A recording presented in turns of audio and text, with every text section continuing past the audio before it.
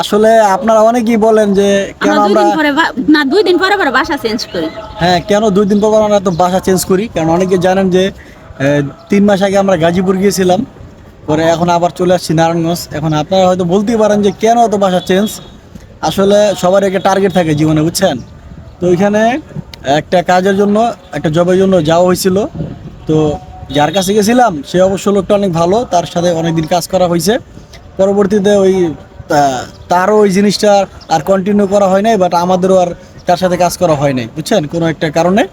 তো এইভাবে আমি আবার আমার জায়গায় চলে আসছি, কারণ এখানে নারায়ণগঞ্জ হলো আমার জন্ম। এখানে আমি নারায়ণগঞ্জ ছাড়া কোথাও গিয়ে থাকতে পারি না, আমার মন টিকে না। তো ওই জন্য ফাইনালি আবার আগের জায়গায় চলে আসছি এবং এখানে আমরা দুজনে ভালো আছি। আর মনে মানে আশা করি যে আর কখনো, ইচ্ছা করে কেউ রুম চেঞ্জ করে না রে ভাই, আমার পা আশা দুইটা এখন কি ব্যথা। আশা করি আমাদের আর রুম চেঞ্জ করা হবে না, এটাই শেষ, বুঝছেন। শেষ না, এটা তো 5 তলা, হয়তো বা নিচের দিক ভালো রুম পাইলে যাবো। যদি 5 তলায় যদি আরো ভালো রুম পাই নিচে বা 2-3 তলার মধ্যে, তাহলে তো যেতে পারি এরকম, কিন্তু আর দূর দূরান্ত কখনো আর যাওয়া হবে না, বুঝছেন। তো এটাই হলো আমাদের রুম চেঞ্জ করার কারণ। তো আশা করি সবার উত্তর পাইছেন, সবাই ভালো থাকবেন।